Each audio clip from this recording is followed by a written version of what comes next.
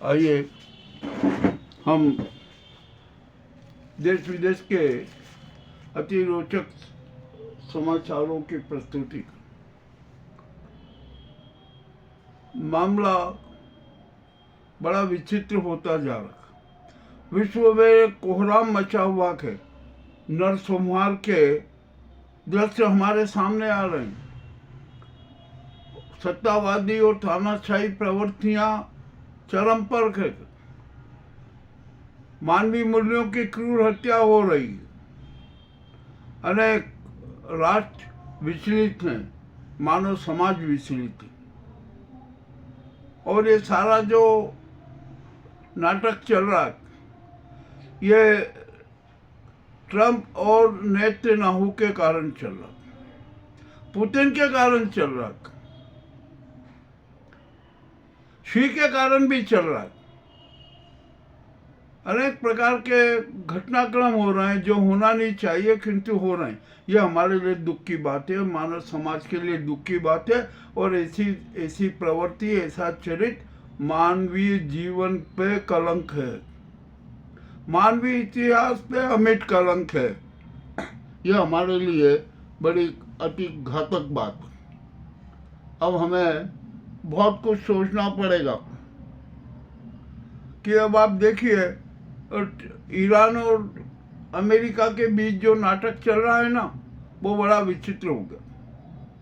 अब ट्रंप को और नेतन्याहू को घुटने टेकना पड़े।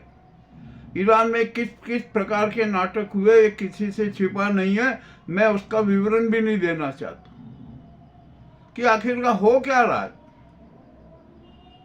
क्या वास्तव में ईरान में नरसंहार किया जा रहा है? निश्चय है, इसमें भी कोई शंका नहीं है। 2300-2400 लोगों की मौत हो गई, लाशों के ढेर लगे हुए। और जो जनता अपनी बात कहना चाहती है, महंगाई के खिलाफ लड़ना चाहती है, सच्चे धार्मिकता की बात करती है ना, उनको गोलियों से भून देना भी उचित नहीं होता। ये ईरान सरकार का पाप मानते हैं। किंतु कोई चंद स्वार्थी नेतन्याहू जैसे लोग जो अंतर्राष्ट्रीय युद्ध के अपराधी हैं, जिन्हें जीने का अधिकार नहीं है, वे और ट्रंप मिलकर ईरान को तबाह करना चाहते हैं, ईरान को अनेक टुकड़ों में बांटना चाहते हैं। तो कोई भी देश की जनता जो राष्ट्रवादी होती है ना, वो कभी भी अपने देश का विभाजन नहीं चाहती, देश के टुकड़े टुकड़े होना नहीं चाहती। परंतु अमेरिका की ये पॉलिसी है कि ईरान को अनेक हिस्सों में बांट दिया जाए। यह मामला विचित्र मैं अपने एपिसोड में कल भी बता चुका हूँ और उसके पहले भी कह चुका हूँ। तो ये एक बड़ी विचित्र राजनीति हो रही है।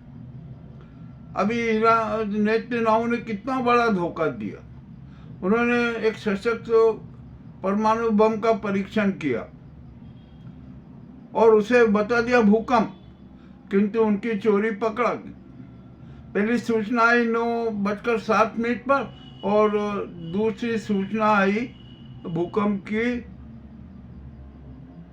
9:24 पर, यानी 17 मिनट के फासले में। जबकि जो भूकंप रोधी जो संयंत्र है ना, वो भूकंप की 1 मिनट पूर्व की सूचना देता दी उसने, कोई दिक्कत नहीं है। परंतु वो था ही नहीं ना, ये तो प्रायोजित भूकंप था, परमाणु परीक्षण का भूकंप था। खैर ये भी मामला उजागर हो गया, नाव की सारी राजनीति उजागर हो गई। डिमोना में अब क्या क्या होगा ये भी खेल देखना है हमें। वहाँ पर परमाणु बमों का जखीरा है, ईरान ने सारा राज जान लिया। अब देखते हैं ईरान की मिसाइलें डिमोना में कब हमला करती है, इजराइल पर कब हमला करती है। परंतु इसी बीच नाऊ ने लेबनान पर हमला कर दिया। लेबनान पे हमला करना है यानी युद्ध को आमंत्रण देना है। तीसरे विश्व युद्ध का आगाज हो गया कि इसमें भी कोई शंका नहीं है। अब लेबनान की तरफ से इजराइल पर ईरान और अन्य राष्ट्र मुस्लिम राष्ट्र भी हमला करेंगे। मुस्लिम एकता हो चुकी है, मुस्लिम राष्ट्रों की एकता हो चुकी है। ये मान के चलिए कि मुस्लिम नाटो बन चुका है। ये भी एक बड़ी विशेष सूचना है जो हमें आप सबके बीच में देना थी। यहाँ पर इस हमारे विश्व में ये धरती के दुश्मन क्यों हो गए? धरती तो पहले ही संकट में, जलवायु संकट है, वातावरण का संकट है, अनेक प्रकार के संकट हैं, और आप ये परमाणु परीक्षण कर करके धरती को क्यों तबाह करना चाहते हैं? ये भी अच्छी बात नहीं है, अच्छा चरित्र नहीं है। यानी कुल मिलाकर विश्व में कोहराम मचा हुआ है, मानव जीवन डरा हुआ है, संकट में है, और यहाँ तक कि प्राणी मात्र तक संकट में है। अब अमेरिका का जो ग्रीनलैंड वाला मामला है ना, वो भी बड़ा विचित्र है। अब तो नाटो राष्ट्र की सेना ग्रीनलैंड की रक्षा के लिए तैयार हो गई। अमेरिका चाहता क्या है? अरे आप आपस में बैठ कर चर्चा कीजिए, बातचीत कीजिए, पर वो बातचीत होती नहीं है। यहाँ तो बस युद्ध युद्ध युद्ध और हमले, इसके सिवा और कुछ होता नहीं। ठीक है भाई, अब ये सब अपने अपने शस्त्रों के व्यापार में लगे हुए, शस्त्रों का व्यापार करते रहेंगे, और हमारा जो मानव जीवन है ना, और वो कठिन होता जाएगा। चलिए, अब ये तो घटना है। अब ये कोई ये मामला है ना, अभी सुलझने वाला नहीं है। ये मामला लंबा चलेगा और किसी भी दिन भयंकर विश्व युद्ध में बदलेगा, इसमें भी कोई शंका नहीं है। अब आइए हम भारत की बात करते हैं। अब भारत में तो जिंदगी जीना कठिन हो गया भैया। अब कैसे कोई आदमी जिएगा? महंगाई से त्रस्त है, झूठे सिद्धांतों से त्रस्त है, अनेक प्रकार के शातिर षड्यंत्रों से त्रस्त है। यहाँ पर देश की हत्या हो रही है, प्रजातंत्र की हत्या हो रही है, जनमत के अधिकार की हत्या हो रही है, सनातन धर्म की हत्या हो रही है, न्याय विधा की हत्या हो रही है, जन भावनाओं की हत्या हो रही है। ये स्थिति बड़ी विचित्र है, और ये स्थिति कब समाप्त होगी, कैसे समाप्त होगी, ये भी अभी कहना कठिन है। हम तो 147 करोड़ जनता को आह्वान कर रहे हैं कि अब ये अपनी महानिद्रा त्याग दीजिए, विवेकवादी बन जाइए, झूठे सिद्धांतों का परित्याग कर दीजिए। अब तो जागना पड़ेगा। कल भी हमने अपने एपिसोड में कहा था कि जागो फिर एक बार, जागो फिर एक बार। ये जागना जरूरी है। हम अभी जितने नाटक देख रहे हैं ना, ये सारे नाटक कौन कर रहा है? स्वघोषित विश्वगुरु, स्वघोषित धर्मगुरु, स्वघोषित न जाने क्या क्या है। और वो तो फिर ईश्वर के जो साधारण प्राणी थे, बायोलॉजिकल प्राणी थे, नॉन बायोलॉजिकल, और यहाँ तक कि अब तो ये कहने लगे कि अरे मैं तो विष्णु का अवतार हूँ। वाह, कितनी अच्छी बात है। जो व्यक्ति और जो लोग सूर्य की रोशनी की बजाय, किरणों की बजाय, विवेक दीप्ति किरणों की बजाय अंधविश्वास की का अंधियारा फैलाए, अहंकार का अंधियारा फैलाए, झूठ का अंधियारा फैलाए, और जो हमारे बीच जो सत्य की किरणें आती हैं ना, उसको भी रोक दे, उसको भी प्रतिबंधित कर दे, तो ये इतना घिनौना कुकृत्य हो रहा है। ये कोई परिकल्पना नहीं, हम सब देख रहे हैं, जनता भी देख रही है कि क्या हो रहा है, क्या नहीं हो रहा है। तो ये तानाशाही वाला और राष्ट्र भंजक और जनता को कंकाल बनाने वाला ये जो चरित्र है ना, ये देश को कहाँ ले जाएगा कहना कठिन है। अब तो यहाँ पर मानवीय मूल्यों का कोई महत्व ही नहीं, सत्य के मूल्यों का कोई महत्व नहीं। जो देखो वो झूठ का आकाश फैला रहा है, अपने अहंकार का आकाश फैला रहा है, स्वार्थ का आकाश फैला रहा है। सबका एक ही लक्ष्य के बस सत्तावादी हो जाओ, सत्ता सुंदरी अपने भाव में रहना चाहिए। ये भी हमारा चरित्र बड़ा खराब है। और हम यहाँ पर जनता भी है ना, अब जनता को भी बड़ा सोचना पड़ेगा। मामला बड़ा विचित्र है। हम सब जनता है ना, हम 147 करोड़ जनता महानिद्रा में है। हमें अपने लक्ष्यों का पता नहीं, हमें अपने सिद्धांतों का पता नहीं, हमें क्या करना चाहिए ये पता नहीं।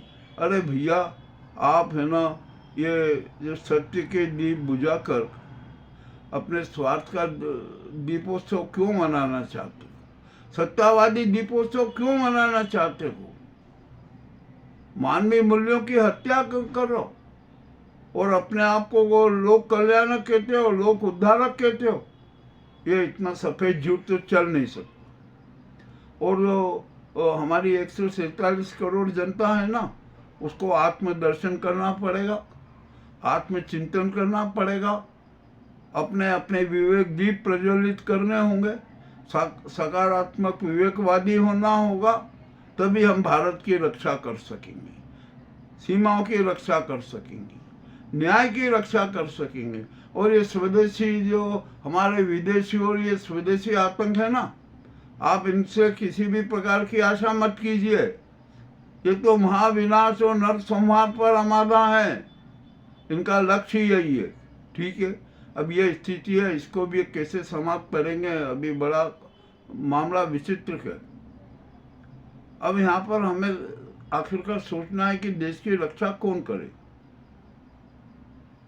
सबसे बड़ा सवाल है कि ये हमारे देश की रक्षा, प्रजातंत्र की रक्षा, संविधान की रक्षा देश की 147 करोड़ जनता करेगी। और हम जो यहाँ राष्ट्रपति जी है ना, वे देश की प्रथम नागरिक है, संवैधानिक प्रमुख है, सेनाधिपति है, न्यायाधिपति है, न जाने क्या क्या उनके पास में अधिकार थे। किंतु वे भी देश की वर्तमान स्थिति को देखकर तनिक विचलित नजर नहीं आती। मामला बड़ा विचित्र है। वे अपना राजधर्म नहीं निभा पा रही हैं, जनधर्म नहीं निभा पा रही हैं, संवैधानिक धर्म नहीं निभा पा रही हैं, सनातन धर्म नहीं निभा पा रही है। तो ये क्या हो रहा है? इतना खुला मानव संवार हो रहा है और हम सब मौन है, राष्ट्रपति जी भी मौन है।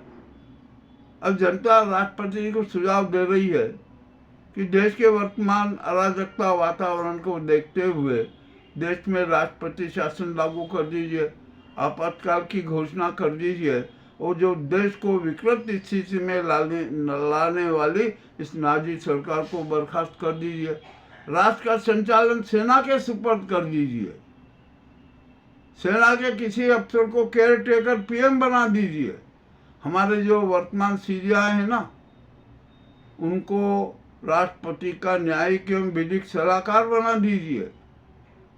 ये जनता की आवाज़ है, जनता का सुझाव है, जनता का संदेश है।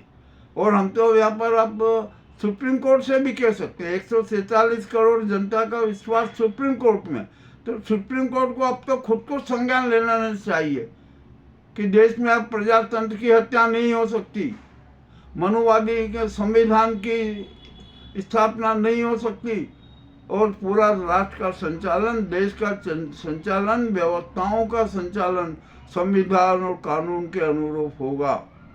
प्रजातंत्र को कोई समाप्त नहीं कर सकता। ये जनता का सुझाव है।